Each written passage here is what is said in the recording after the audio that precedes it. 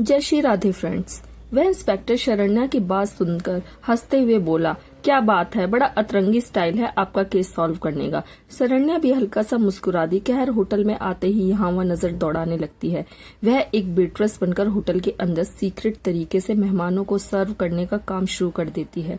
उसकी आंखें और कान खुले रहते हैं। वह चारों तरफ गौर करती है, उसके आसपास आखिर हो क्या रहा है।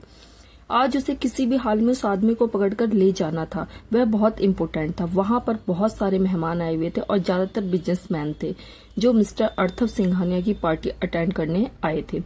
सिंघानिया की पार्टी हमेशा बहुत ही शानदार होती है, इसमें कोई शक नहीं। सैकड़ों नौकर वेटर की ड्रेसेस पहनकर यहाँ वहाँ मेहमानों को अटेंड कर रहे थे। कहर हाथों में कोल्ड ड्रिंक और शराब के ग्लास की ट्रे लेकर मेहमानों में बांटने लगी। इस दौरान उसकी नजरें यहाँ वहाँ घूमती हैं। तभी वह अर्थव को देखती है। अर्थव कुछ मेहमानों के साथ खड़ा हुआ था और उनसे बातें कर रहा था। उसके चेहरे पर कोई मुस्कुराहट नहीं थी, केवल ठंडापन था। उसे देखकर कहर का मुंह बन जाता है। वैसे तो वह बेहद हैंडसम था, इसमें कोई शक नहीं था। इतना ज्यादा हैंडसम कि कहर ने यह बात भी नोट की थी कि वहां आई हुई ज्यादातर लड़कियां अर्थव पर नजरें गड़ा रही थी। ड्रिंक देते वक्त उसने कुछ बातें भी सुन ली थी। एक लड़की अपने हाथों में वाइन का ग्लास होठों से लगाते हुए अर्थव की तरफ देख रही थी। तभी उसके बगल में दूसरी लड़की ने कहा, मिस्टर सिंघानिया कितने हैंडसम है ना, सुना है अभी तक सिंगल है। पहली लड़की ने जवाब दिया, हाँ सिंगल तो होना ही था क्योंकि उनकी किस्मत में मैं जो लिखी हूँ वह अब तक इन तक पहुंची ही नहीं और उनकी किस्मत में लिखी लड़की मैं हूँ। जब तक मैं इनकी जिंदगी में नहीं आऊंगी यह सिंगल ही मिलेंगे। दूसरी लड़की ने अपनी आंखें रोल करते हुए कहा, तुम्हारे जैसे सपने यहाँ खड़ी हर लड़की देख रही है और सिर्फ यहाँ ही नहीं, इस शहर की हर लड़की यह सपना देखती है कि सिंघानिया एम्पायर के सीईओ से किसी तरह उनका टाका फिट हो जाए। लेकिन यह सबके बस की बात नहीं है। सुना है मिस्टर अर्थव सिंघानिया बहुत ही कोल्ड है, लड़कियों को लेकर इतना आसानी से पटने वाले नहीं हैं। वह तो लड़कियों को घास भी नहीं डालते। गर्लफ्रेंड क्या घंटा बनाएंगे? पहली लड़की ने जवाब दिया, आज तक इनके टक्कर की लड़की मिली ही नहीं और ऐसी लड़कियां तो लाखों में एक होती हैं। रुको, मैं तुम्हारे होने वाले जीजा जी को हाय बोलकर आती हूँ। यह कहकर वह लड़की अपना पिछवाड़ा मटकाते हुए अर्थव की तरफ चल दी। कहर जो वहां खड़ी यह सब कुछ देख रही थी। लड़कियों की बातें सुनकर उसका चेहरा सड़ सा जाता है। वह हल्की सी आवाज में बड़बड़ाए, इतना क्या लड़कियां मरती हैं उस खड़ूस को देखकर। मान लो शक्ल है, सूरत है, हैंडसम है, मगर विहेव भी कोई चीज होती है। मैं तो इसे करोड़ों रुपए दिए जाने पर भी ऐसे इंसान को डेट ना करूं, कभी नहीं। यह मेरे स्टैंडर्ड का ही नहीं है। अपने आप पर प्राउड महसूस करती हुई कहर वहां से चली जाती है। उधर वह लड़की जो अर्थव के पास गई थी मुंह बनाकर अपनी फ्रेंड के पास वापस आ गई। उसकी फ्रेंड ने पूछा, क्या हुआ, जीजू ने हाय नहीं बोलकर आई क्या? लड़की ने बेचारा सा मुंह बनाते हुए कहा, कहाँ यार, उसके गार्ड्स उसके करीब जाने ही नहीं दे रहे, जैसे कि मैं उनके बॉस को जाकर खा जाऊंगी। उसकी फ्रेंड हंसते हुए बोली, इतना आसान नहीं है मिस्टर सिंघानिया तक पहुंचना। यही बहुत बड़ी बात है कि उनके दिल में घुसना तो तौबा तौबा। ऐसा तो जन्मों जन्म की तपस्या करके ही कोई वरदान मिल सकता है। कहर एक कोने में पिलर के पीछे चली जाती है और अपने फोन पर बात करने लगती है। वह सामने वाले इंसान से कहती है, आपने मुझे कोई गलत एड्रेस तो नहीं दे दिया ना, क्योंकि मैं यहाँ बहुत ढूंढ चुकी हूँ पर वह इंसान कहीं दिखाई नहीं दे रहा। सामने से आवाज आती है, कोई गलत एड्रेस नहीं है कहर, और इस बार अपने मकसद में बिल्कुल नहीं चूकना है। यह इंसान हमारे लिए बहुत जरूरी है। मैंने सुना है इसका माफिया गैंग से संबंध है। वह कुछ बड़ा प्लान कर रहे हैं जिससे हमारे देश को खतरा हो सकता है। हमें यह आदमी किसी भी हाल में चाहिए। इससे काफी इंफॉर्मेशन निकलवाई जा सकती है। कहर ने एक गहरी सांस ली और कहा, अब जब सवाल देश का आ गया है तो मुझे यह काम किसी भी हाल में करना ही होगा। सर आप चिंता मत कीजिए, आज तक कहर ने आपको कभी भी शिकायत का मौका नहीं दिया है और आज भी कहर आपको कोई भी शिकायत का मौका नहीं देगी। कहर ने फोन काट दिया। वह टेंशन में इधर उधर देखने लगी और फिर अपने आप से बोली, मैंने बोल तो दिया है और देश की रक्षा के लिए मुझे यह करना भी होगा, लेकिन वह आदमी है कहाँ? अगर वह यहाँ पर होता तो मेरी चील जैसी नजरों से वह बिल्कुल भी नहीं बच पाता। पर वह अभी तक मेरी निगाहों में आया ही नहीं। पता नहीं कहाँ चला गया, कहाँ छुपकर बैठा है, लेकिन जहाँ भी बैठा हो मुझे उसे पकड़ना होगा, नो मैटर व्हाट। यह बोलकर कहर ने एक गहरी सांस ली और उसके बाद पर्दे के पीछे से हॉल में वापस आ गई। वह अपना काम करने लगी। मेहमानों में ड्रिंक सर्व करती करती वह आगे बढ़ रही थी कि तभी अचानक किसी से टकरा गई। कहर ने तुरंत कहा, आई am really sorry, I am really very sorry.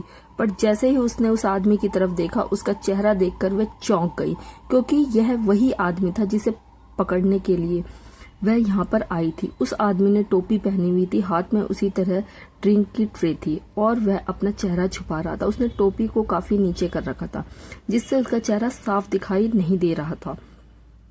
कहर बस एक झलक देख पाई, लेकिन देखते ही समझ गई कि यह वही आदमी है। उस आदमी ने बस हल्का सा सर हिलाया और वहां से चला गया। कहर तुरंत उसके पीछे पीछे जाने लगी। उसने अपनी ट्रे को वहां टेबल पर रख दिया और उसके बाद अपना चेहरा छुपाते हुए होटल की जगह की तरफ बढ़ने लगा, शायद बाथरूम की तरफ। कहर भी उसके पीछे पीछे जाने लगी। वह आदमी बाथरूम में घुसा और तुरंत अपना फोन निकालकर किसी को कॉल करने ही वाला था कि तभी दरवाजा बंद होने की आवाज सुनाई दी। उसने पलटकर देखा तो जिस लड़की से वह अभी टकराया था, यानी कहर, दरवाजे पर खड़ी हुई थी। उसकी कड़क निगाहें सीधा उस आदमी पर थी। उसे देखते ही आदमी की आंखें बड़ी सी हो गई। उसने थोड़ा नॉर्मल होने की कोशिश करते हुए कहा, यह मेंस वॉशरूम है, तुम यहाँ क्या कर रही हो? कहर उसकी तरफ बढ़ते हुए बोली, तुम्हें लेने आई हूँ, चलो मेरे साथ। वह आदमी समझ गया कि यह लड़की उसके लिए खतरा है। उसने तुरंत वहां रखे हुए सामान उठाकर कहर की तरफ फेंका, लेकिन वह सामान उस तक नहीं पहुंच पाया। उससे पहले ही कहर ने एक जोरदार लात मारी और उस सामान को हिट कर दिया। उस वजह से वह सामान बगल के दरवाजे पर जाकर लगा। इस वक्त बाथरूम में कोई भी नहीं था, तो वे दोनों खुलकर एक दूसरे का सामना कर सकते थे। उस आदमी ने पीछे से चाकू निकाला और कहर पर वार करने के लिए उसकी तरफ तेजी से बढ़ा, लेकिन कहर ने तुरंत रिएक्ट किया। उसने हवा में छलांग लगाई और उस आदमी के सिर पर जोर से लात मारी, जिससे वह आदमी दीवार से जाकर टकरा गया। चाकू उसके हाथ से नीचे गिर गया। कहर और उस आदमी दोनों ने चाकू की तरफ देखा और दोनों ही उसकी तरफ भागे, पर वह आदमी चाकू पकड़ लेता उससे पहले ही कहर ने चाकू को लात मारी, जिससे वह बाथरूम के दरवाजे के अंदर खिसक गया। उसके बाद कहर ने उस आदमी की गर्दन पर इतना जोर से हाथ मारा, जो कराटे का एक खास मूव था। इस वजह से उस आदमी के होश संभालने का मौका नहीं मिला और वह तुरंत बेहोश हो गया।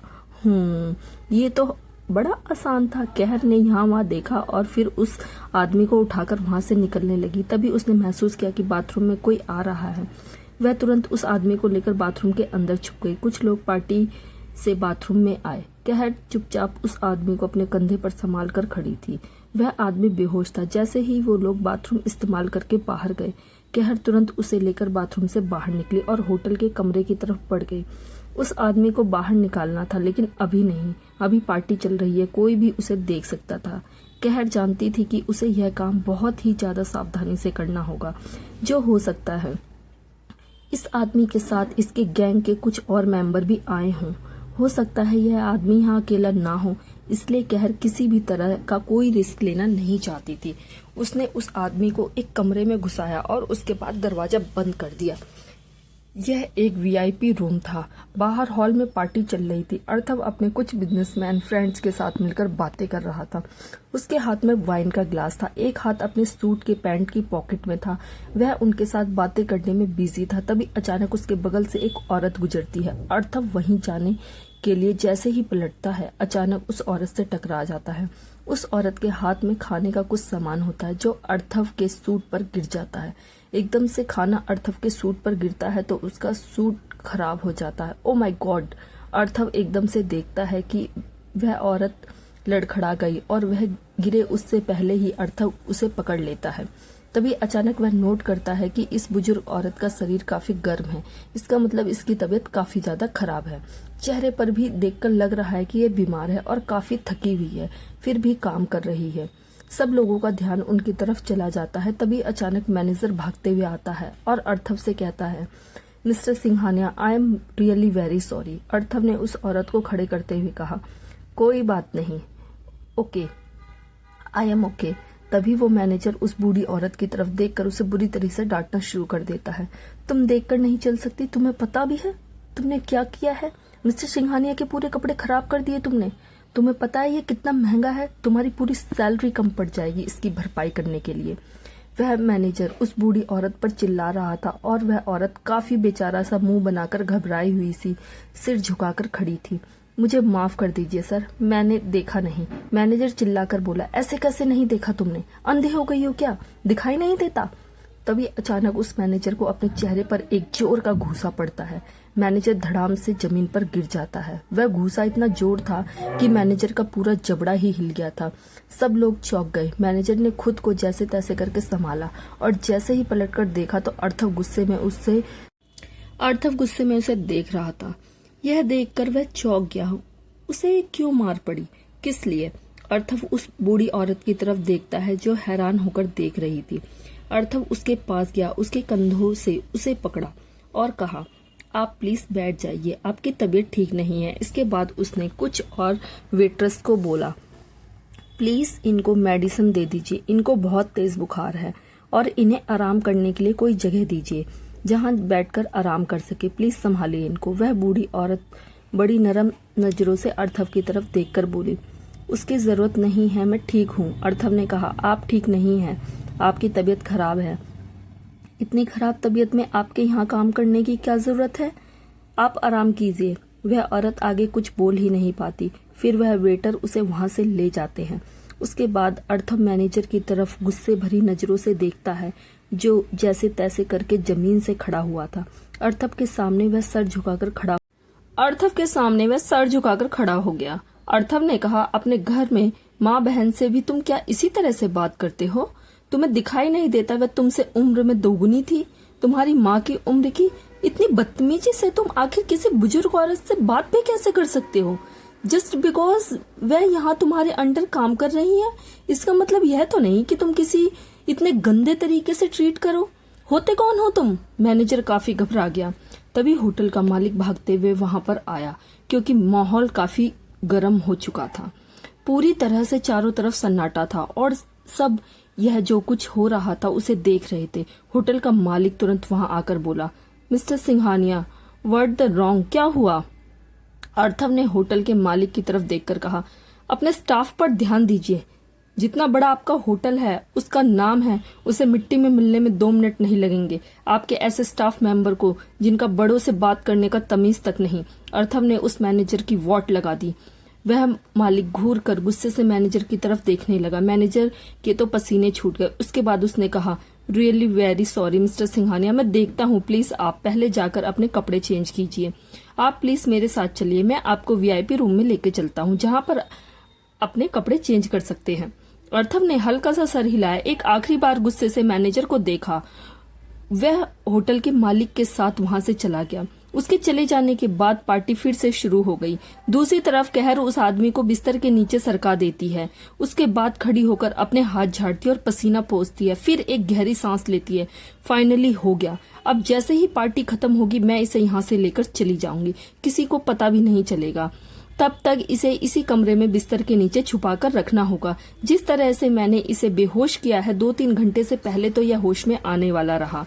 तब तक मैं अपना काम निपटा लूंगी, फिलहाल यहाँ से निकलती हूँ, यह बोलकर जाने लगती है। वह दरवाजे के पास पहुंचती है कि तभी उसे अचानक बाहर से किसी के कदमों की आवाज सुनाई देती है और वह एकदम से दरवाजे के बगल में रुक कर सुनने लगती है। होटल का मालिक अर्थव को एक वीआईपी कमरे के बाहर लेकर आया और फिर अर्थव बोला, आप यहाँ पर अपने कपड़े चेंज कर सकते हैं मिस्टर सिंघानिया, मैं अभी आपके लिए कपड़े भिजवाता हूँ और आई एम रियली वेरी सॉरी कि मेरे स्टाफ मेंबर की वजह से आपका मूड इतना स्पॉइल हो गया। अर्थव ने थोड़ा नॉर्मल आवाज में जवाब दिया, इट्स ऑल राइट। अचानक बाहर से यह आवाज सुनकर कहर की आंखें बड़ी हो गई। ओ माय गॉड, वो खड़ूस मिस्टर एटीट्यूड किंग दरवाजे के बाहर खड़ा है। वह इसी कमरे में आने वाला। शिट, इस पूरे होटल में उसे और कोई कमरा नहीं मिला। इस वक्त कहर के रोंगटे खड़े हो चुके थे। वह यहाँ वहां देख रही थी कि वह क्या करे, कहाँ छुपे। वह अंदर आने ही वाला था, वह क्या करे, कहाँ जाए। अगर उसने उसे यहाँ देख लिया तो बड़ी प्रॉब्लम में फंस जाएगी। क्या करे, क्या करे, क्या करे। अर्थव कमरे का दरवाजा खोलकर कमरे के अंदर चला गया। वह अंदर जाकर देखता है तो कमरा बिल्कुल खाली था। उसके बाद वह वहां से बाथरूम में चला जाता है। कहर बिस्तर के नीचे छुपी हुई थी। वह अपने ही सर पर थप्पड़ मार रही थी। कभी कभी तो ऐसा लगता है कि मेरी किस्मत चुंबक है और प्रॉब्लम्स लोहा। कितनी भी कोशिश करूं दूर भगाने की, हमेशा मुझसे जाकर चिपक जाती है। अब पड़ गई ना प्रॉब्लम में, क्या करूं यार। कहर अपने मन ही मन भगवान से बोली, भगवान आपकी मुझसे पर्सनल दुश्मनी है क्या? क्या बिगाड़ा है मैंने आपका, और बार बार इस खड़ूस को मेरी आंखों के सामने क्यों लेकर आ जाते हो? इस पूरे होटल में सैकड़ों कमरे हैं, लेकिन नहीं, आपको इस खड़ूस को इसी कमरे में भेजना था जहां पर मैं छुपी हुई हूँ। अब तो मुझे पक्का यकीन हो गया है कि आपके मुझसे पर्सनल ग्रेसेस हैं। मैं मासूम सी बच्ची, मैंने क्या बिगाड़ा है आपका? देश की सेवा के लिए दिन रात एक कर रही हूँ, थोड़ी मदद नहीं कर सकते क्या आप मेरी? ऊपर से प्रॉब्लम पर प्रॉब्लम क्रिएट किए जा रहे हो। अब प्लीज हाथ जोड़कर रिक्वेस्ट करती हूँ कि मैं इस खड़ूस की नजरों में ना आ जाऊं। इसे जल्दी से जल्दी दफा कीजिए यहाँ से, ताकि मैं भी यहाँ से निकल सकूं और पार्टी खत्म होकर इस आदमी को भी यहाँ से निकाल सकूं। कहर अपना सर पकड़ लेती है। थोड़ी ही देर में एक वेटर हाथ में एक एक्सपेंसिव सूट लेकर उसके कमरे में एंटर करता है और वह सूट अंदर रखने के लिए रखकर वो चला जाता है। कहर सोचती है कि अर्थव बाथरूम में है, तो क्यों ना मौके का फायदा उठाकर यहाँ से भाग जाए। वह बिस्तर से बाहर निकलने वाली होती है। वह आधी सांप की तरह रेंगते हुए बिस्तर से आधी बाहर निकल जाती है। तभी बाथरूम का दरवाजा खुलता है, जिसे देखकर कहर की आंखें बड़ी हो जाती हैं और वह तुरंत बिस्तर के नीचे वापस सरकने लगती है। तभी बिस्तर से उसका सर जोर से टकराता है। हल्की सी आवाज होती है। अर्थव, जो कि बाथरोब में था क्योंकि वो अभी अभी नहाकर आया था, उसने एक क्विक शावर लिया था क्योंकि उसे कपड़े चेंज करने थे। वह एकदम से रुक गया क्योंकि उसे हल्की सी आवाज महसूस हुई। उसने चारों तरफ देखा पर कमरा पूरा खाली था। कहर अपना सर पकड़कर बिस्तर के नीचे लेटी हुई थी।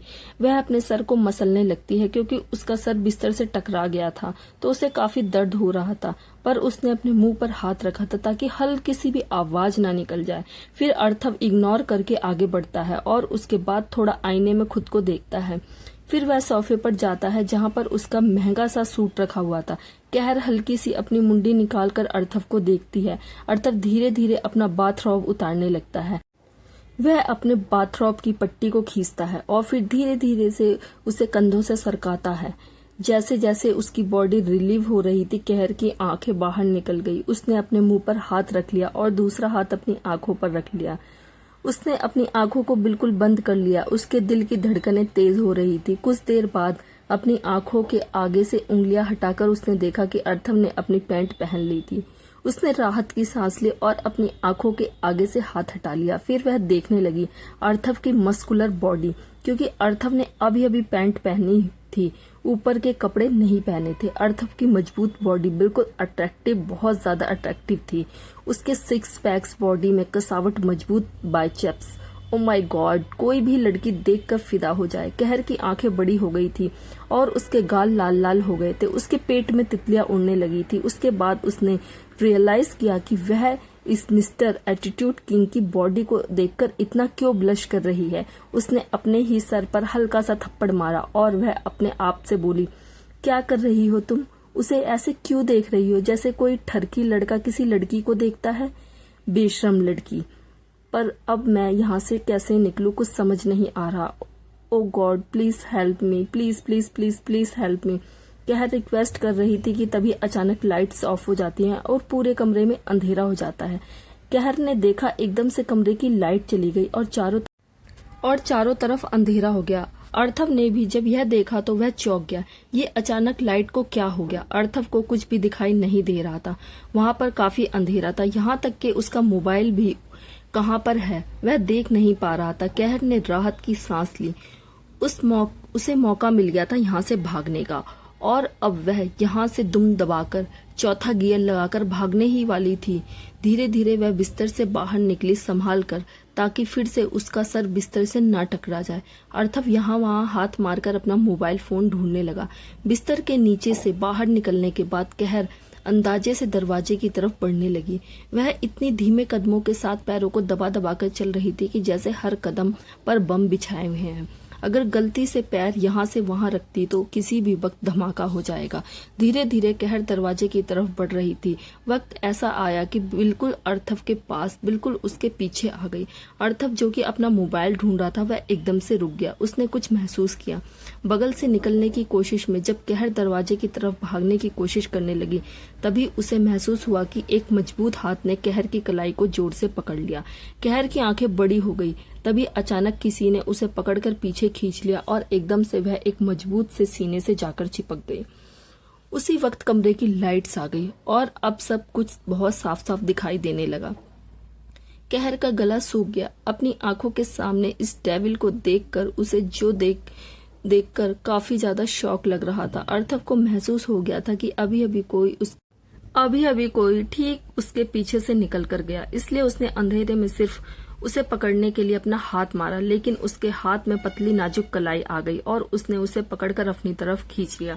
लाइट आने के बाद जब अर्थव ने अपनी आंखों के सामने कहर को देखा तो उसकी हैरानी का ठिकाना नहीं था। कहर भी इस वक्त इतनी ही ज्यादा शॉक और हैरान लग रही थी जितना कि अर्थव। कहर ने अपना सलाइवा गटक लिया। गला सूख रहा था। अब वह फंस गई है मिस्टर एटीट्यूड क्योंकि बहुत मजबूत मस्कुलर बाहों में वह बुरी तरह से फंस गई है। कहर कोस रही थी बिजली वाले को, साले 2 मिनट और बिजली काट देता तो वह बचकर निकलने में कामयाब हो जाती।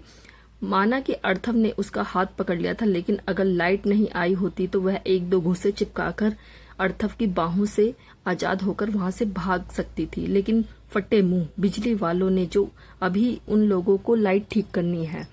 हैरानी से बाहर निकलते ही अर्थव के एक्सप्रेशन बहुत डार्क हो गए और उसकी पकड़ कहर की कलाई पे बहुत ज्यादा डार्क हो गई और उसकी पकड़ कहर की कलाई पे इतनी मजबूत हो गई कि कहर को इतना डर उस वक्त भी नहीं लगा जब वह बार बार मौत को अपनी आंखों के सामने खड़ा देखती है, जितना कि उसे इस डेविल को देखकर लग रहा था। काफी गुस्से में लग रहा था अर्थव। ऐसा लग रहा था कि अभी मुंह खोलेगा तो ड्रैगन की तरह इसके मुंह से आग निकलेगी। अर्थव ने गुस्से में अपने दांत पीसते हुए बहुत भारी और बहुत कोल्ड आवाज में पूछा, तुम कहा था ना दोबारा मेरे सामने मत आना। कहर ने काफी नर्वस होकर हकलाते हुए कहा, मैं नहीं, वो मैं जानबूझकर नहीं आई मैं आ गई। I am sorry. अर्थव और भी मजबूती से कहर को पकड़ते हुए बोला, सॉरी? कितनी बार सॉरी? हाँ, आखिरी बार मैंने तुम्हें सॉरी को एक्सेप्ट करूं। मैंने तुम्हें वार्निंग दी थी ना कि अगली बार मुझे मेरी आंखों के सामने तुम दिखाई नहीं देनी चाहिए। तुम इस कमरे में क्या कर रही हो और कब से हो तुम इस कमरे में? तभी अचानक अर्थव को कुछ रियलाइज हुआ और एकदम से उसकी आंखें बड़ी हो गई। उसने कहा, क्या तुमने मुझे कपड़े बदलते हुए? उसने इतना ही कहा कि तभी कहर ने तुरंत कई बार ना में सर हिलाकर कहा, नहीं, मैंने आपको कपड़े बदलते हुए नहीं देखा। मैंने अपनी आंखों कवर कर ली थी। सही में मैंने आपके बिना कपड़ों के नहीं देखा, बस आपके 6 पैक्स देखे थे। यह बोलते हुए कहर ने अपना सर झुका लिया। काफी नर्वस होकर ब्लश करने लगी थी।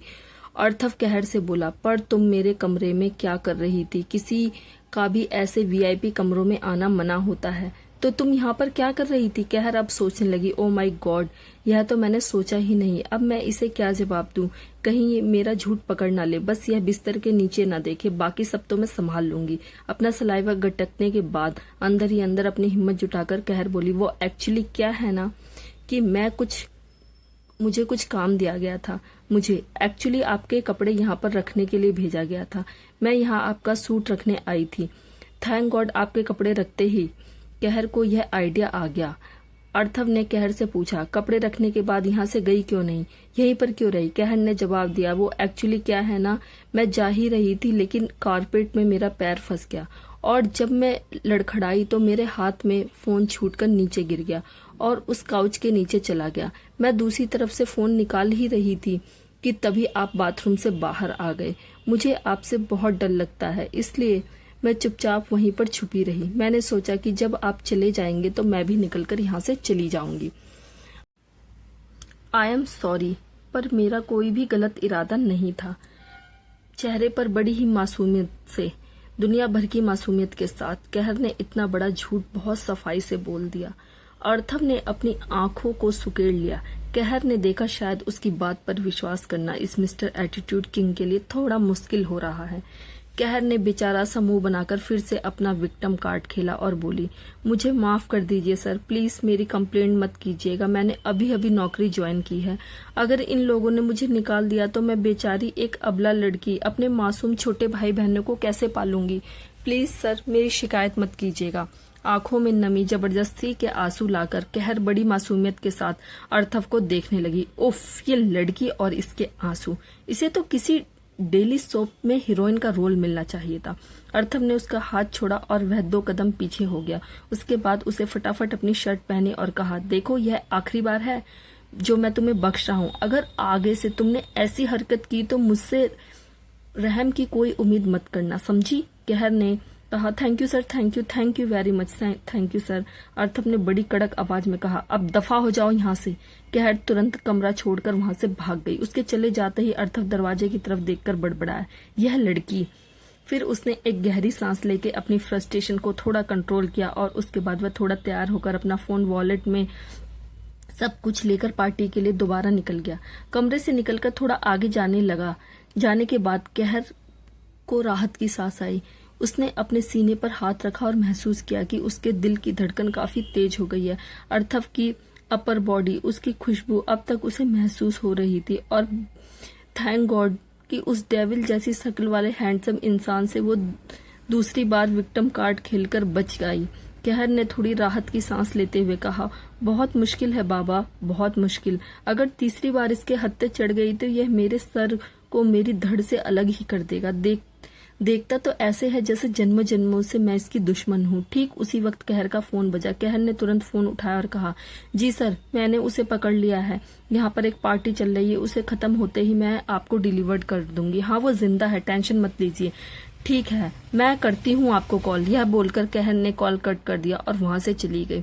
नूर अपने बंगले के बाहर गाड़ी लेके पहुंचती है। वह धीरे से गाड़ी को बंगले के अंदर एंट्री करती है, अपनी जगह पार्क करती है और गाड़ी से निकलकर अपने सैंडल को हाथ में ले लेती है। उसके बाद अपने पर्स को भी हाथ में पकड़कर धीरे धीरे घर के अंदर एंट्री करती है। घर में काफी अंधेरा था। नूर दबे कदमों से अपने कमरे की तरफ भागने लगती है। तभी हॉल की लाइट्स ऑन हो जाती हैं। नूर जो सीढ़ियों के ऊपर से भागने ही वाली थी, अचानक रुक जाती है और स्टैच्यू की तरह खड़ी हो जाती है। तभी उसे पीछे से एक कड़क आवाज सुनाई देती है, इतनी रात को तुम कहां से आ रही हो नूर? नूर अपनी जीभ को दांतों के नीचे दबा लेती है। फंस गई, अब उसे कौन बचाएगा। वह थोड़ा ऑकवर्ड होकर सीधी खड़ी हो जाती है और चेहरे पर एक मुस्कुराहट के साथ पलटकर देखती है। पीछे अपनी नाइट ड्रेस में हाथों को छाती पर क्रॉस करे हुए, चेहरे पर कड़क एक्सप्रेशन के साथ खुशी खड़ी थी और नूर को देख रही थी। खुशी काफी हद तक माया के ऊपर ही गई थी और उसी की तरह बहुत ही ज्यादा खूबसूरत थी। नूर ने अपने सर को खुजाते हुए कहा, खुशी दी, आप अभी तक जाग रही हो? काफी लेट हो गया है आपको। इतना लेट तक नहीं जागना चाहिए। पूरा दिन आप कितना काम करती हो, आपको आराम की बहुत जरूरत है, वरना आंखों के नीचे डार्क सर्कल आ जाएंगे। नूर की बातें सुनकर खुशी अपनी आईब्रोज को ऊपर उठा लेती है। वह धीरे धीरे चलकर आगे आई और बोली, मेरे डार्क सर्कल्स की इतनी चिंता मत करो नूर, अगर आ भी गए तो कोई फर्क नहीं पड़ता। पहले मुझे यह बताओ कि तुम इतनी रात को कहां से आ रही हो, वह भी ऐसे चोरों की तरह अपने ही घर में? नूर नीचे उतरकर बोली, दीदू, मैं अपने ही घर में चोरों की तरह क्यों आऊंगी? अपने घर में बस मैं तो किसी को डिस्टर्ब नहीं करना चाहती थी, इसलिए। खुशी नूर के सामने आकर खड़ी हो गई और बोली, टाइम देखा है तुमने नूर? कहाँ से आ रही हो? और मैंने तुम्हें बोला था ना कि कल ऑफिस में तुम्हारी जरूरी मीटिंग है, तो टाइम से घर पर जाकर आराम कर लेना। इस बात पर नूर बच्चों जैसा बेचारा सा मुंह बना लेती है।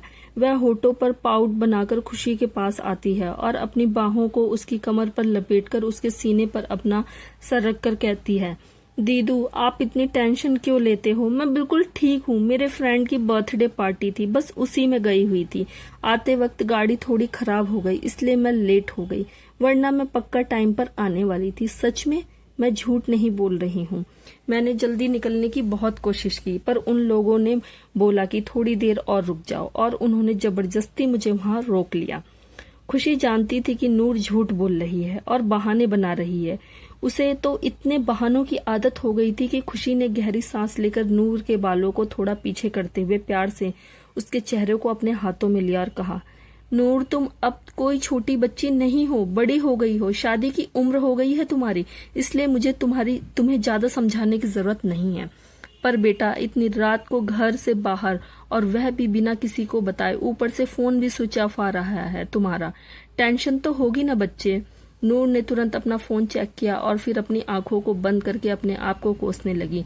वह खुशी से बोली, आई एम रियली सॉरी दीदी, मुझे पता नहीं चला कि मेरा फोन कब स्विच ऑफ हो गया। आई एम रियली सॉरी। खुशी ने कहा, कोई बात नहीं, अभी जाकर सो जाओ, बहुत लेट हो गया है, और आगे से इस बात का ख्याल रखना कि तुम्हारा फोन हमेशा चार्ज रहे और ऑन रहे। मुझे चिंता होती है तुम्हारी। नूर ने मुस्कुराकर कहा, दीदू आप मेरी बड़ी बहन हो, पर कभी कभी मॉम की तरह ट्रीट करती हो। खुशी ने मुस्कुराकर प्यार से नूर के गाल पर हाथ रखते हुए कहा, क्योंकि मॉम डैड ने तुम दोनों की जिम्मेदारी मुझे दी है, और मॉम ने खासकर मुझे कहा है कि अगर मुझे बहन की जगह तुम दोनों की स्ट्रिक्ट मॉम भी बनना पड़े तो मैं बन जाऊं। इसलिए अगर मुझे लगा कि मुझे स्ट्रिक्ट होने की जरूरत है तो मैं हो जाऊंगी, लेकिन मुझे पता है कि मेरे छोटे भाई बहन काफी समझदार हैं और वे अपनी दी को इस हद तक पहुंचने नहीं देंगे कि मुझे अपनी स्ट्रिक्टनेस दिखानी पड़े। अब जाओ और आराम करो। तुमने डिनर तो कर लिया है ना? नूर ने तुरंत जवाब दिया, जी दीदू, डोंट वरी, मैंने डिनर कर लिया है। उसके बाद नूर अपने कमरे में चली गई। खुशी भी वापस अपने कमरे में जाने वाली थी कि तभी अचानक उसके कदम रुक गए। उसने एक दीवार की तरफ देखा, फिर वह चलकर दीवार के पास गई। उसने देखा कि दीवार पर उसकी पूरी फैमिली की बहुत सारी तस्वीरें लगी हुई थी। इसे देखकर उसके होठों पर एक उदासी भरी मुस्कान आ गई। अपनी फैमिली को देखकर मुस्कान थी, लेकिन उदासी भरी। मुस्कान का कारण था अकाय, उसका छोटा भाई की तस्वीर देखकर फिर से खुशी की आंखें नम हो गई। खुशी ने तस्वीर पर अपना हाथ फेरते हुए कहा, कहाँ चले गए हो तुम अकाय? कब लौट कर आओगे?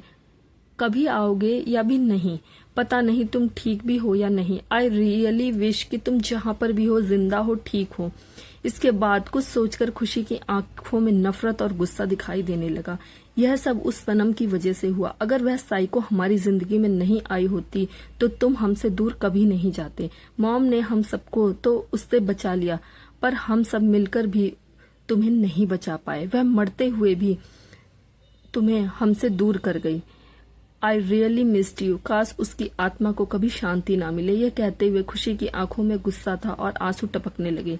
नूर अपने कमरे में पहुंची। सबसे पहले उसने अपने सैंडल जगह पर रखे, पर्स को सोफे पर डाल दिया और जोर से अंगड़ाई लेकर बाथरूम में चली गई। लेकिन थोड़ी देर में वह नहा धोकर बाहर आई और आईने के सामने खड़ी होकर बॉडी लोशन लगाने लगी। लोशन लगाते लगाते अचानक उसके ख्यालों में कोई इंसान आया, राजवीर के बारे में सोचकर वह काफी हैरान थी और कंफ्यूज्ड भी। अचानक उसे क्या हो गया था? इतना अजीब बिहेव क्यों कर रहा था वह? और मुझे वहां से भागने पर क्यों तुला हुआ था? भगाने पर उसे क्या हुआ था? ठीक तो था ना वो? नूर को थोड़ी टेंशन हो रही थी। उसने डिसाइड किया कि वह सुबह हॉस्पिटल जाकर जरूर चेक करेगी कि वह ठीक है या नहीं। इसके बाद वह आराम से बिस्तर पर लेट गई, तकिया अपने पेट पर रख लिया और छत की सीलिंग की तरफ देखते हुए कुछ सोचने लगी। राजवीर जब बिस्तर पर बेहोश था, उस वक्त नूर ने उसके चेहरे को बड़े गौर से देखा था। वह काफी हैंडसम लग रहा था। पहली बार उसकी धड़कनें किसी को देखकर इतनी तेज हुई। Oh my God! नूर के गाल पर फिर से लाली आने लगी। वह तुरंत अपने गालों पर हाथ रखती है और फिर अपने चेहरे को अपने हाथों से छुपा लेती है। अचानक उसे कुछ याद आता है और वह एकदम से उठकर बैठ जाती है। लैपटॉप खोलती है और राजवीर सिसोदिया के बारे में सर्च करती है। स्क्रीन पर राजवीर से जुड़े बहुत सारी इंफॉर्मेशन दिखाई देती है। वह कितना बड़ा बिजनेसमैन है, कितने सारे अवार्ड जीते हैं उसने, और सबसे खास बात वह सिंगल है, यानी उसकी कोई गर्लफ्रेंड नहीं है। यह देखते ही नूर की आंखों में चमक आ जाता है। ओह, वो तो वाकई में बड़ा हैंडसम है यार। नूर राजीव की तरफ तस्वीर को जूम करके देखती है और सोचती है कि यह तस्वीर कुछ अलग लग रही है। वैसे तो यह राजवीर की है, पर जब वह मेरे सामने आता है और खुद को आरजे बोलकर इंट्रोड्यूस करता है, ऐसा लगता है जैसे वह कोई और ही है। पता नहीं कैसी पर्सनैलिटी है इस इंसान की, मगर जो भी है काफी हॉट है यार। नूर आराम से पेट के बल लेटकर ठुड्डी के नीचे हथेली रखकर लैपटॉप स्क्रीन पर राजवीर की ढेर सारी तस्वीरें देखती है। I think I found my dream boy. यह कहते हुए नूर के पेट में तितलियां उड़ने लगती है। वह एक्साइटेड होकर उछलने लगती है, फिर एक गहरी सांस लेकर अपने हाथ फैलाकर लैपटॉप स्क्रीन को अपने सीने से लगा लेती है। सुबह होने वाली थी। कहर उस आदमी को सही जगह पर डिलीवर करने के बाद घर वापस आती है। वो काफी थक गई थी तो अपना पसीना पोंछते हुए एक गहरी सांस लेकर घर के दरवाजे को देखती है। वह अपने पर्स में हाथ डालकर चाबी निकालती है, धीरे से घर का दरवाजा खोलकर अंदर जाती है और बड़ी ही सावधानी से दरवाजा बंद कर देती है, बिना कोई आवाज की, और चुपके से अंदर आती है। घड़ी में टाइम देखती है तो रात के 3 बज रहे थे। उसके बाद वो अपने छोटे भाई बहन के कमरे को धीरे से खोलती है तो देखती है कि पायल और सौम्य बहुत ही शांति से अपने अपने बिस्तर पर सो रहे थे। वह उनके पास आती है, उनके कंबल को ठीक करके उनको ऊपर से ढक देती है, उनको अच्छे से कवर कर देती है, फिर बगल में बैठकर प्यार से उनके सर को सहलाने लगती है। होठों पर हल्की सी मुस्कुराहट के साथ उन्हें देखने लगती है। सौम्य और पायल उसके सगे भाई बहन नहीं थे, पर ये दोनों उसके जिंदा रहने के कुछ वजहों में से एक बन गए थे। इनफैक्ट पायल और सौम्य तो एक दूसरे से भी रिलेटेड नहीं करते थे, उनका तो एक दूसरे के साथ खून का रिश्ता भी नहीं था। अगर कोई अपना होने के लिए उनके साथ खून का रिश्ता हो, ये जरूरी नहीं। कहर के पास उसकी फैमिली के नाम पर बस यही दोनों थे। उसके बाद वह उनके माथे पर किस करती है, फिर कमरे से बाहर चली जाती है, धीरे से दरवाजा बंद करती है और किचन में जाकर खुद के लिए कॉफी बनाने लगती है। जो कुछ भी रात भर उसने किया था, उसके बाद उसके सर में बड़ा दर्द होने लगता है। तभी वह अचानक अपने पेट पर हाथ रखती है तो उसे महसूस होता है कि उसके पेट से तो आवाज आ रही है, यानी उसे भूख लगी है। कहन ने एक गहरी सांस ली। खाने को कुछ नहीं होगा तो जानती थी, पर शायद कोई फ्रूट हो। उनके फ्रिज की तरफ देखा और जाकर फ्रिज खोला। थोड़ी हैरान हो गई क्योंकि फ्रिज में खाना रखा हुआ था और उसके ऊपर एक स्टिकी नोट पर लिखा हुआ था जो कि खाने के बर्तन से चिपका हुआ था। उस नोट पर लिखा हुआ था, पता है आप आने में लेट हो जाओगी, इसलिए आपके लिए खाना बनाकर रख दिया है, गर्म करके खा लेना। यह जरूर सौम्य का काम होगा। यह देखकर कहर के होठों पर मुस्कुराहट आ जाती है। खाना खाने के बाद अपना कॉफी का कप लेकर वो कमरे में आ जाती है। आराम से अपने बिस्तर पर बैठकर अपने फोन को स्क्रॉल करने लगती है और कॉफी पीने लगती है। तभी अचानक उसके जहन में किसी का ख्याल आता है, अर्थव का। अर्थव अपने कपड़े बदलने वाला सीन, गुस्से से उसे देखने वाला सीन, और उसने जो 2 बार मेलोड्रामा करके उसे बेवकूफ बनाया, उस सीन के बारे में सोचकर उसे हल्की सी हंसी आ जाती है। वो अपने आप से बोली, बड़ा आया बिजनेसमैन कहीं का, 2 बार बेवकूफ बनाया मैंने उसे। वैसे बॉडी तो काफी अच्छी थी उसकी, पर सिर्फ बॉडी होने से क्या होता है, अकल भी तो होनी चाहिए। लड़कियों से बात करने की बिल्कुल भी अकल नहीं थी उसमें, खड़ूस कहीं का। वह तो मुझसे उसके सामने शरीफ बनना पड़ा, वरना वो नहीं जानता कि कहर कितना बड़ा कहर है। कहर ने एक गहरी सांस ली, कॉफी को खत्म किया और उसके बाद बिस्तर पर लेटते हुए, आज के लिए बहुत वर्कआउट हो गया, अब तो मैं बस दबा के सोने वाली हूँ, गुड नाइट। यह बोलकर कहर ने ब्लैंकेट को अपने फेस पर रखा और वो सो गई। अगले दिन सुबह हॉस्पिटल में वार्ड का दरवाजा खुला और तड़पड़े भागता हुआ आया। राजवीर आराम से बिस्तर पर सोया हुआ था और डॉक्टर उसकी नब्ज चेक कर रहे थे। राजवीर ने होश में आते ही पता किया कि वह यहाँ पर कैसे आया, तो उसको बताया गया कि एक लड़की उसे बेहोशी की हालत में यहाँ पर लेकर आई थी। डॉक्टर यह देखकर काफी हैरान थे कि एक्सीडेंट के बाद भी उसे कोई जख्म नहीं, पर उन्हें नहीं पता था कि राजवीर के जख्म अपने आप ही भर गए थे। तलपड़े राजवीर के पास आकर बोला, सर आप यहाँ क्या कर रहे हैं? राजवीर ने अनोइंग एक्सप्रेशन के साथ तलपड़े की तरफ देखकर कहा, पुड़िया तल रहा हूँ यहाँ पे मैं, बैठ जाओ लाइन में, खिलाता हूँ तुम्हें। तलपड़े ने कहा, नहीं नहीं, मेरा मतलब आर यू ऑल राइट? मैंने सुना कल रात को आपका एक्सीडेंट हो गया था, आप यहाँ हॉस्पिटल कैसे पहुंचे? राजवीर ने तलपड़े की तरफ देखा और कहा, क्यों सीधा ऊपर पहुंचना है क्या? तलपड़े ने कहा, क्या बात कर रहे हो सर, भगवान मुझसे भी ज्यादा लंबी उम्र दे आपको। राजवीर ने कहा, हाँ तुमसे तो मेरी उम्र लंबी ही है केकड़े, अपनी उम्र देखी है, साल भर में रिटायर हो जाओगे। तलपड़े ने कहा, केकड़े नहीं सर, तलपड़े। और आपको अब कैसा लग रहा है? राजवीर ने कहा, फटाफट मेरे डिस्चार्ज की फॉर्मेलिटीज पूरी करो, मुझे ऑफिस के लिए भी निकलना है, इम्पोर्टेंट मीटिंग है आज मेरी। उसके बाद तलपड़े डॉक्टर के साथ वार्ड से बाहर चला गया। राजवीर चुपचाप बिस्तर पर बैठा रहा। उसे याद तो नहीं कल रात को क्या हुआ था, बस वह गाड़ी चला रहा था। तभी अचानक उसके सर में कुछ दर्द सा महसूस हुआ। शायद आरजे उसकी बॉडी पर कंट्रोल करने की कोशिश कर रहा था और उसका गाड़ी चलाने में बैलेंस बिल्कुल बिगड़ने लगा।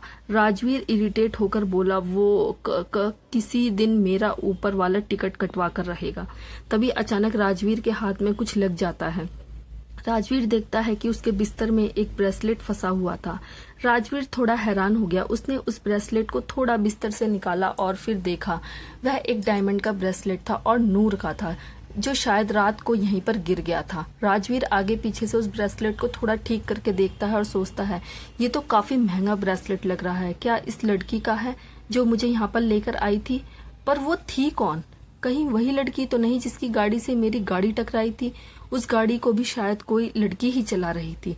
राजवीर याद करने की कोशिश करता है पर उसे कुछ याद नहीं आता।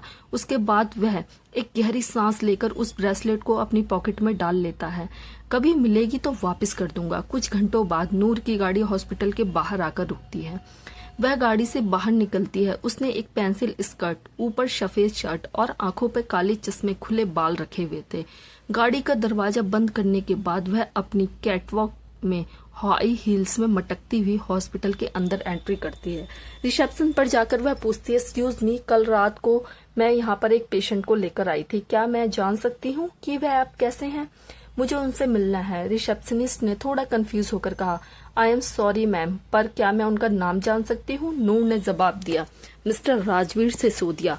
उसके बाद रिसेप्शनिस्ट ने कंप्यूटर में चेक किया और बताया, सॉरी मैम, पर वह तो जा चुके हैं। नूर अपने चश्मा निकालकर थोड़ा हैरान होकर बोली, क्या चला गया इतनी जल्दी? रिसेप्शनिस्ट ने कहा, जी, उनको डिस्चार्ज कर दिया गया है, अब वो बिल्कुल ठीक हो चुके हैं। तो वह चले गए। Anything else ma'am? नूर ने नाम में सर हिलाया, पर उसके बाद अस्पताल से बाहर चली गई। वह गाड़ी के पास खड़ी होकर बोली, ऐसे कैसे चला गया? मेरे आने का वेट भी नहीं किया। नूर ने मुंह बना लिया, अब मैं दोबारा उससे कैसे मिलूं? सीधा उसकी कंपनी में जाकर तो मिल नहीं सकती। अब मैं क्या करूं? ड्रीम बॉय मिला भी तो ऐसा जिसको पटा भी नहीं सकती मैं। तभी नूर के फोन पर किसी का कॉल आता है। वह देखती है तो अर्थव उसे कॉल कर रहा था। नूर ने अपनी आंखों को रोल किया और फिर फोन उठाकर बोली, हाँ भाई बोलो। सामने से कड़क डाक आवाज आई, कहाँ हो तुम इस वक्त? नूर ने जवाब दिया, हॉस्पिटल में हूँ। उसने गाड़ी का दरवाजा खोला और वह अंदर बैठ गई। दूसरी तरफ से अर्थव की थोड़ी सी हैरानी और कंसर्न भरी आवाज आई, hospital? Are you all right? Noor ने कहा, यस भाई, आई एम ऑल राइट। एक फ्रेंड से मिलने आई थी। कल रात को उसका एक छोटा सा एक्सीडेंट हो गया था, तब यहीं हॉस्पिटल में एडमिट था। इसके आगे नूर ने बड़ा ही संभाल कर बोला, क्योंकि अगर वो बोलता तो शायद अर्थव को लगता कि वह किसी लड़के से मिलने आई है, या हो सकता है कि वह लड़का उसका बॉयफ्रेंड हो। तो उसने इतना बोला थी। अर्थव ने कहा, ठीक है, तुम जल्दी से ऑफिस पहुंचो। तुम जानती हो ना, आज तुम्हारी बहुत इंपॉर्टेंट मीटिंग है। नूर ने गाड़ी ड्राइव करते हुए कहा, पता है भाई, आ रही हूँ। यह बोलकर उसने कॉल कट कर दी और फिर से एक गहरी सांस लेकर बोली, पता नहीं दोबारा कब मिलना होगा। आन्या और चंचल बाहर घूमने आए थे। आज उनका प्लान जू में जाने का था। चंचल आज उसे घुमाने के लिए लेकर आई थी। उसके बाद वह दोनों घर की तरफ आ रहे थे। चंचल घड़ी में टाइम देखते हुए बोली, आन्या, वैसे मुझे एक बात बताओ, जब तुम देख नहीं सकती थी तो तुम्हारी जिंदगी कैसी थी? आन्या ने जवाब दिया, बिल्कुल अंधेरा, चारों तरफ अंधेरा, निराशा, मायूसी, लेकिन इन सब के बीच भी जीने की उम्मीद थी जब तक वो साथ था। यह बोलते ही आन्या का चेहरा थोड़ा अपसेट हो जाता है। इसे देखते ही चंचल समझ जाती है कि उसे शायद यह टॉपिक नहीं छेड़ना चाहिए था। उसने आन्या को शायद उसके पुराने प्यार की याद दिला दी। चंचल ने आन्या के कंधे पर हाथ रखते हुए कहा, मुझे पता है कि तुम उससे बहुत प्यार करती थी, इसलिए तुम्हें बहुत तकलीफ हुई, पर मैं तो इस बात से हैरान हूँ कि तेरे अपने घर वाले तेरे साथ ऐसा कैसे कर सकते हैं। खैर, जो भी हुआ, नर्क में सड़ेंगे साले, सब मरेंगे सारे के सारे। और वह लड़का, तुम्हें खोकर उसने क्या खोया है, यह भी बहुत जल्द ही उसे पता चलेगा। अरे तुम डायमंड हो, डायमंड, और यह हर किसी के नसीब में नहीं होता। यह बोलकर चंचल हल्का सा आन्या को हक कर लेती है। आन्या मुस्कुरा देती है। दोनों घर के बाहर पहुंचती हैं तो चंचल कहती है, चलो अब तुम अंदर जाकर आराम करो, मैं घर के लिए निकलती हूँ। आन्या ने कहा, अरे अंदर तो चलो। चंचल ने जवाब दिया, नहीं मम्मा घर पर अकेली हैं, पापा का ख्याल रखना है, तो मुझे इस वक्त घर जाना ही होगा।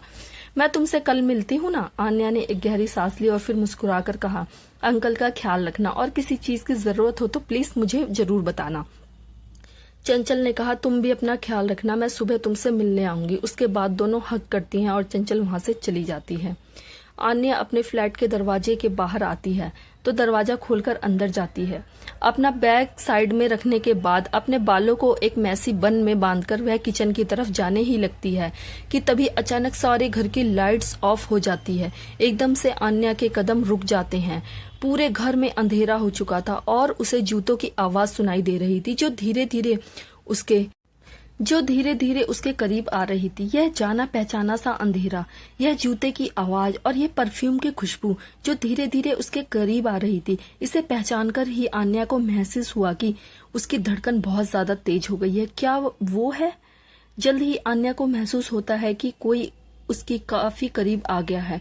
पीछे से किसी ने उसे अपनी बाहों में भर लिया। उसके बालों को एक तरफ करके उसके कानों के पास अपने होठों को लाकर हल्की सी मदहोशी भरी आवाज में किसी ने कहा, hello wifey, so did you missed me? Anya ने अपने निचले होठों के नीचे दबा लिया, दांतों के नीचे। उसके दिल की धड़कनें काफी तेज हो गई थी। उसके बाद डीडी के होठ जब उसकी गर्दन पर लगे तो उसकी सांसें जैसे रुक गई। उसने अपने स्कर्ट को मुट्ठी में जोर से पकड़ लिया और आंखें बंद कर ली। अचानक ही फिर उसकी सांसें तेज होने लगी। डीडी उसकी गर्दन पर लगातार किस करने लगा। बोलो, डिड यू मिस्ड मी? उसकी मदहोशी भरी आवाज आन्या के कानों में गूंज रही थी, उसके बदन में थरथराहट और गुदगुदी पैदा कर रही थी। आन्या को ऐसा लग रहा था जैसे बिजली का करंट दौड़ रहा है उसके शरीर में। उसने हिम्मत करके कहा, आप यहाँ कब आए? उसके बाद डीडी ने उसकी कमर को पकड़कर उसे पलटकर अपने करीब कर लिया। दोनों एक दूसरे के इतने करीब थे कि उनके बीच से हवा भी नहीं गुजर पाए, इतना की फासला नहीं था। आन्या ने अपने चेहरे पर डीडी की सांसों की गर्माहट महसूस हो रही थी। डीडी ने काफी मदहोशी भरी संदिग्ध आवाज में कहा, बोलो ना, क्या तुमने मुझे मिस किया? आन्या कुछ सेकंड तक चुप रही और फिर उसने जवाब दिया, हाँ, थोड़ा सा। यह सुनकर कुछ सेकंड तक डीडी चुप रहा और फिर बोला, बस थोड़ा सा? आन्या के हाथ डीडी के सीने पर थे। उसने अपना सर नीचे झुका लिया था। डीडी ने आन्या के करीब आते हुए कहा, तुम्हें 24 आवर्स सिर्फ मुझे मिस्ड करना है आन्या। मैं तुम्हारा हस्बैंड हूँ और तुम्हारे दिमाग में हमेशा सिर्फ मैं ही चलना चाहिए। कोई बात नहीं, अभी तो सिर्फ शुरुआत है। मैं तुम्हें अपने प्यार में इतना पागल कर दूंगा कि तुम गहरी नींद में भी सिर्फ मेरा ही नाम बड़बड़ाओगी। यह बोलकर डीडी के होठ आन्या के होठों पर टिक गए और वह उसे एग्रेसिवली किस करने लगा। पैशनेटली और एग्रेसिवली किस करते वक्त भी वह यह नहीं भूलता कि उसे आन्या को बिल्कुल हर्ट नहीं करना है। आन्या को यह एग्रेसिवनेस काफी पसंद आई। बहुत अजीब चीज है, एक ऐसा आदमी जिसकी शक्ल तक उसने नहीं देखी, वह उसका पति है और उसकी बाहों में आकर यूं इंटीमेट होना, इस आदमी को उसका छूना और किस करना इतना अच्छा लग रहा था जितना उसने कभी कुछ अच्छा नहीं लगा। पता नहीं क्यों इस आदमी की फ्रेग्रेंस उसे बड़ी अपनी अपनी सी लगती थी। ऐसा लगता था जैसे यह आदमी कोई गैर नहीं। आन्या आंखें बंद कर लेती है और डीडी के किस को रेस्पॉन्स देना शुरू करती है। डीडी आन्या को अपनी गोद में उठा लेता है पर किस करना जारी रखता है। उसके बाद वह उसे बिस्तर के पास ले जाता है। धीरे से बिस्तर पर लिटाकर वह उसके ऊपर लेट जाता है। होठों को रिलीज करके वह आन्या के चेहरे पर, उसके सीने पर किस करने शुरू कर देता है। धीरे धीरे वह उसकी ड्रेस को नीचे करता है ताकि उसकी बॉडी पर अच्छे से वह किस करना जारी कर सके। आन्या ने बिस्तर की चद्दर को अपनी मुट्ठी में जोर से पकड़ लिया। उसकी सांसें जैसे हलक में अटक गई थी, धड़कनें जोरों शोरों पर थी। वह अपने मुंह से निकलने वाली सिसकियों को रोकने की पूरी कोशिश करती है, लेकिन यह आदमी उसे इतना मदहोश कर देता है कि वह रोक नहीं पाती। ना चाहते हुए भी उसके मुंह से सिसकियां निकल पड़ती हैं। डीडी ने धीरे धीरे आन्या के कपड़ों को अलग करने की कोशिश की, तभी अचानक उसके हाथ रुक गए। आन्या ने महसूस किया कि डीडी ने उसे किस करना बंद कर दिया। यह महसूस करके पता नहीं क्यों पर उसे अच्छा नहीं लगा। वह बस इस चीज में डूबना चाहती थी और सच पूछो तो डूब गई थी। अब डीडी अचानक रुक गया और उसमें पूछने की हिम्मत भी नहीं थी कि क्या हो गया, वरना वह बहुत डेस्परेट लगती।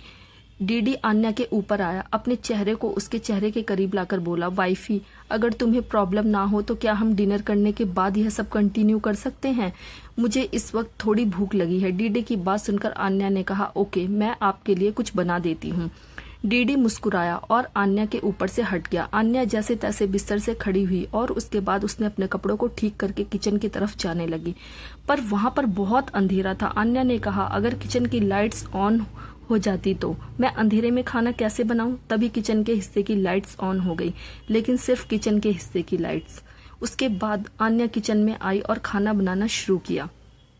उसने अपने हाथों से वेजिटेबल्स काटना शुरू करा। उसने अपने बालों को पीछे बन में बांध लिया था। वह वेजिटेबल्स काट रही थी कि पीछे से डीडी ने उसे अपनी बाहों में भर लिया। अचानक आन्या के हाथ रुक गए और वह काफी नर्वस हो गई। डीडी ने आन्या के दोनों हाथों को अपने हाथों में पकड़ लिया और उसके बाद वेजिटेबल काटना शुरू कर दिया। आन्या ने देखा कि डीडी ने हाथों में काले दस्ताने पहने हुए थे। यह आदमी आखिर अपने आप को इतना छुपाता क्यों है। आन्या ने अपनी गर्दन के पास डीडी के होठ और उसकी सांसों को महसूस किया। वह काफी नर्वस हो रही थी, मगर उसने सब्जी काटने का अपना काम जारी रखा। आन्या ने कहा, अगर आप इसी तरह से मुझे पकड़कर रखेंगे तो मैं खाना कैसे बनाऊंगी। आन्या की बात सुनकर डीडी ने कहा, तो क्या तुम मेरी बाहों से आजाद होना चाहती हो। आन्या कुछ बोल नहीं पाई। अगर सच पूछा जाए तो उसने सिर्फ इतना कहा, मैंने तो ऐसा नहीं कहा। मैं तो खाना बना नहीं पाऊंगी ना, अगर आप ऐसे ही रहेंगे तो। डीडी ने मुस्कुराकर कहा, ठीक है, मैं अपनी प्यारी सी वाइफी को बिल्कुल परेशान नहीं करूंगा।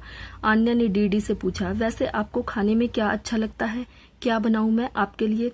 डीडी ने जवाब दिया, तुम्हारे हाथों से जो भी कुछ तुम बनाओगी वह मेरा फेवरेट होगा। उसके बाद डीडी ने आन्या को अपनी बाहों से आजाद किया और फिर अंधेरे में चला गया। आन्या ने एक गहरी सांस ली। उसके रोंगटे खड़े हो गए थे। अपनी धड़कनों को थोड़ा नॉर्मल करके वह फिर से अपने काम में लग गई। आन्या ने जल्द ही खाना तैयार किया और टेबल पर रख दिया।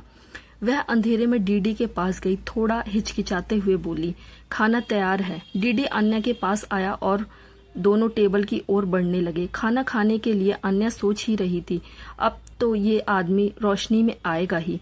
वह बेसब्र थी डीडी का चेहरा देखने के लिए, लेकिन जैसे ही वो लोग रोशनी में आए, आन्या थोड़ा हैरान हो गई। डीडी ने चेहरे पर मास्क लगाया हुआ था। फिर से नहीं। आन्या ने एक गहरी सांस ली। उसके चेहरे पर हल्की सी मायूसी थी, मगर उसने ज्यादा जाहिर ना करते हुए चुपचाप कुर्सी पर बैठ गई। डीडी भी उसके बगल वाली कुर्सी पर बैठ गया था। उसके बाद आन्या ने डीडी की प्लेट में खाना लगाया। डीडी ने कहा, मुझे अच्छा लगेगा अगर तुम मुझे अपने हाथों से खाना खिलाओगी, इससे खाने का स्वाद और भी बढ़ जाएगा। आन्या कुछ सेकंड तक चुप रही और फिर बोली, ओके। वह डीडी की प्लेट की तरफ हाथ बढ़ाने लगी, पर डीडी ने उसका हाथ पकड़ लिया और कहा, ऐसे नहीं। आन्या कंफ्यूज्ड हो गई। डीडी काफी डीप सेक्सी आवाज में बोला, यहाँ आओ मेरे करीब और करीब। आन्या खड़ी होकर डीडी के सामने आ गई। डीडी ने आन्या की कमर पकड़ी और उसे अपनी गोद में बिठा लिया, जिससे आन्या चौंक गई और काफी नर्वस हो गई। डीडी ने कहा, ऐसे खिलाओ, मैं तुम्हारे हाथों से ऐसे खाना चाहता हूँ।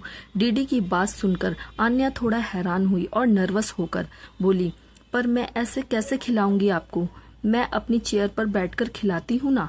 डीडी ने प्यार से आन्या के पेट को सहलाते हुए कहा, नहीं, ऐसे ही खिलाओ। आन्या को अजीब सी नर्वसनेस हो रही थी और उसके गाल अजीब तरीके से लाल हो रहे थे। उसकी पीठ डीडी के सीने से टकरा रही थी।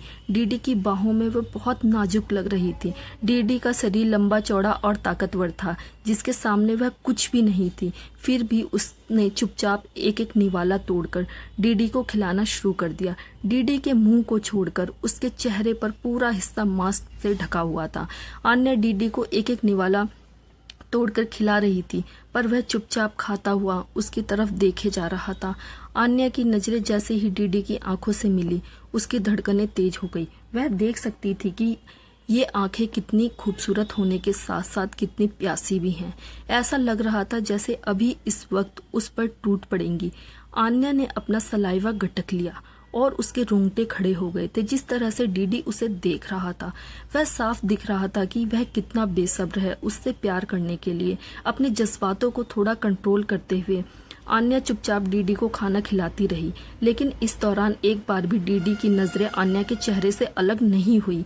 आन्या ने कहा, अगर आपको बुरा न लगे तो क्या मैं आपसे कुछ पूछ सकती हूँ। डीडी ने कहा, मैंने पहले ही कहा था ना कि मैं तुम्हारी किसी बात का बुरा नहीं मान सकता, पूछो जो पूछना है। आन्या ने हिम्मत करके पूछा, आप हमेशा अपने चेहरे को छुपा कर क्यों रखते हो, मैं आपका चेहरा देखना चाहती हूँ, क्या आप 1 मिनट के लिए अपना मास्क हटा सकते हैं। आन्या की बात सुनकर डीडी कुछ सेकंड चुप रहा और उसे देखता रहा। आन्या को अजीब सी घबराहट हुई। उसे लगा कहीं उसने डीडी को गुस्सा तो नहीं दिला दिया, कहीं वो उससे गुस्सा तो नहीं हो गया, वह कहीं नाराज तो नहीं हो जाएगा। फिर डीडी ने आखिरकार कहा, तुम मेरा चेहरा देखना चाहती हो ना? आन्या ने चुपचाप सर हिला दिया। डीडी ने जवाब दिया, ऐसा बहुत जल्दी होगा, मैं तुम्हें अपना चेहरा जरूर दिखाऊंगा, मगर अभी नहीं। आन्या थोड़ा कंफ्यूज लग रही थी। डीडी ने कहा, आन्या मैं जो भी कुछ कर रहा हूँ उसके पीछे कुछ कारण है। मैं जानता हूँ तुम मेरा चेहरा देखने के लिए डेस्परेट हो, लेकिन फिलहाल तुम्हें मैं अपना चेहरा नहीं दिखा सकता। जब सही वक्त आएगा मैं जरूर दिखाऊंगा। आन्या आगे कुछ नहीं बोली, शायद उसे और कुछ बोलना भी नहीं चाहिए था। फिर वह चुपचाप डीडी को खाना खिलाने लगी। डीडी ने भी अपने हाथों से उसे खाना खिलाया। खाना खत्म होने के बाद दोनों बिस्तर के पास चले गए। आन्या ने डीडी से कहा, खाना खाने के तुरंत बाद सेक्स करना ठीक नहीं होगा, हम थोड़ा वेट कर सकते हैं। डीडी ने मुस्कुराते हुए जवाब दिया, क्यों नहीं, जैसा तुम चाहो वैसा ही होगा, पर मुझे बहुत गर्मी लग रही है। अगर तुम्हें कोई प्रॉब्लम ना हो तो क्या मैं अपने कपड़े निकाल सकता हूँ? वहां पर वैसे भी काफी अंधेरा था। डीडी की बात सुनकर आन्या को थोड़ी शर्म आई, उसका चेहरा लाल हो गया। उसने कहा, जैसी आपकी मर्जी। डीडी मुस्कुराया और फिर उसने अपने कपड़ों को अपनी बॉडी से अलग कर दिया, यहाँ तक कि अपना मास्क भी उतार दिया। जब वह आन्या के करीब आया तो आन्या की धड़कनें अजीब तरीके से तेज हो गई, क्योंकि उसने महसूस किया कि डीडी ने कुछ भी नहीं पहना हुआ था। डीडी ने कहा, तुम थोड़ा वेट करना चाहती थी ना? ठीक है, लेकिन क्या तब तक मैं तुम्हें किस कर सकता हूँ? मैं अभी अभी खाना खाकर आया हूँ और अब मैं अपना डेजर्ट खाने के लिए बहुत बेसब्र हो रहा हूँ। यह सुनकर आन्या की धड़कनें बवाल मचाने लगी। अगले ही पल वह खुद को डीडी की बाहों में पैशनेटली किस करते हुए पाई। धीरे धीरे डीडी ने उसकी बॉडी से उसके कपड़ों को अलग कर दिया। दोनों बिस्तर में एक दूसरे की बाहों में बिना कपड़ों के थे। डीडी इतना पैशनेटली आन्या को ऊपर से नीचे तक किस कर रहा था कि आन्या के सब्र का बांध टूटने लगा। उसने सोचा कि वह थोड़ा वेट करेगी, मगर इस आदमी ने उसे इतनी बुरी तरह से सेड्यूस कर दिया कि वह वेट नहीं कर पा रही थी। आन्या ने अपने हाथ उठाए और डीडी की बॉडी के चारों तरफ लपेट लिए। डीडी जो कि उसके ऊपर था और लगातार उसे किस कर रहा था, वह महसूस करते हुए बोला, do you want it right now baby? या फिर तुम्हें इंतजार करना है? आन्या की सांसें और धड़कनें तेज हो रही थी। उसकी पकड़ डीडी पर मजबूत हो रही थी। वह एक अजीब से नशे में पागल हो रही थी। अब उसे इंतजार बिल्कुल नहीं हो रहा था, क्योंकि उसका पूरा शरीर गर्म हो चुका था, जैसे वह जल रही हो।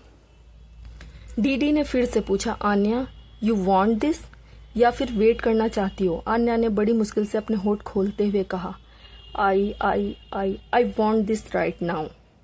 यह शब्द बोलते वक्त आन्या को इतनी शर्मिंदगी हो रही थी कि यह सिर्फ वही जानती थी। पूरी बेशर्मी के साथ उसने ये शब्द बोल दिए, पर अब उसे काफी कम एम्बेरसमेंट हो रही थी। उसने अपने होठों को दांतों के नीचे दबा लिया। वह काफी शर्मिंदा थी। उसे लगा कि कमरे में अंधेरा होने की वजह से डीडी उसका शर्म से लाल चेहरा नहीं देख सकता, मगर वह इस बात से अनजान थी कि इतने अंधेरे में भी डीडी सब कुछ साफ साफ देख सकता था, बिल्कुल वैसे ही जैसे कोई दिन के उजाले में देख सकता है। और डीडी आन्या का यूं लाल चेहरा देख पा रहा था। डीडी हल्का सा मुस्कुराया और बोला, जब तुम इस तरह से शर्माती हो तो और भी ज्यादा प्यारी लगती हो। आन्या थोड़ा चौंक गई, पर अगले ही पल डीडी ने उसके हाथों को अपनी उंगलियों में फंसाया और पैशनेटली उसे पागलों की तरह किस करना शुरू कर दिया। धीरे धीरे उनका पैशन चरम सीमा पर पहुंचने लगा। पूरा कमरा आन्या की सिसकियों से गूंज रहा था। कुछ घंटे बीत गए, आवाज धीरे धीरे कम होने लगी और आखिरकार सब कुछ शांत हो गया। अब कमरे में सिर्फ सन्नाटा था। आन्या डीडी की बाहों में गहरी नींद में सो चुकी थी, मगर डीडी जाग रहा था और आन्या के चेहरे को देख रहा था। उसकी आंखों में कुछ अजीब से इमोशन थे। उसने आन्या से कहा, तुम आज भी उतनी ही खूबसूरत हो जितनी तुम उस वक्त थी। तुम मेरे लिए कितनी जरूरी हो, तुम्हें इसका अंदाजा भी नहीं है। आन्या, तुम्हें फिर से पाकर लगता है जैसे मैंने सब कुछ पा लिया। सुबह की धूप कमरे के अंदर आती है और बिस्तर पर सो रही खूबसूरत आन्या के चेहरे पर पड़ती है। उसकी आंखें खुलने लगती है, वह जाग जाती है। उसकी बॉडी काफी ज्यादा एग्जॉस्ट थी। लेट नाइट तक उनका धुआंधार सेशन चल रहा था, जिससे वह बहुत ज्यादा थक गई थी। आन्या को जब रात की बातें याद आई तो उसने तुरंत अपने बगल में देखा। उसने पाया कि वह अकेली बिस्तर पर सो रही थी, यहाँ तक कि उसने कपड़े भी नहीं पहने थे। तभी उसकी नजर बगल में रखे गुलाब के फूल पर पड़ी। आन्या ने गुलाब का फूल उठाया और देखा यह गुलाब शायद डीडी उसके लिए छोड़कर गया था। पता नहीं क्यों, पर यह देखकर आन्या के होठों पर एक शर्मीली मुस्कान आ गई।